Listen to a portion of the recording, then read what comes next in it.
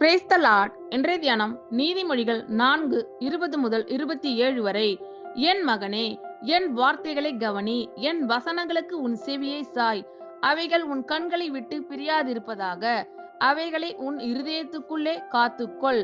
அவைகளை கண்டுபிடிக்கிறவர்களுக்கு அவைகள் ஜீவனும் அவர்கள் உடலுக்கெல்லாம் ஆரோக்கியமும் ஆம். எல்லா காவலோடும் உன் இருதயத்தை காத்துக்கொள். அதனிடத்தில் நின்று ஜீவ ஊற்று புறப்படும்.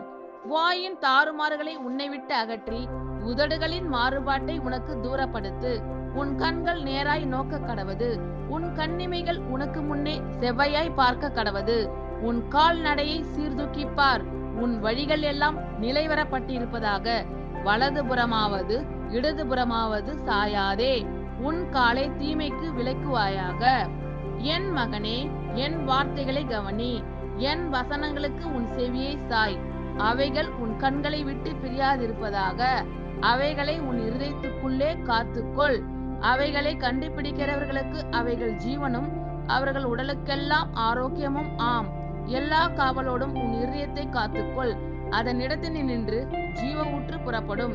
வாயின் தாறுமாறுகளை உன்னை விட்டு அகற்றி உதடுகளின் மாறுபாட்டை உனக்கு தூரப்படுத்து. உன் கண்கள் நேராய் நோக்க கடவது, உன் கண்ணிமைகள் உனக்கு முன்னே செவ்வையாய் பார்க்க கடவது.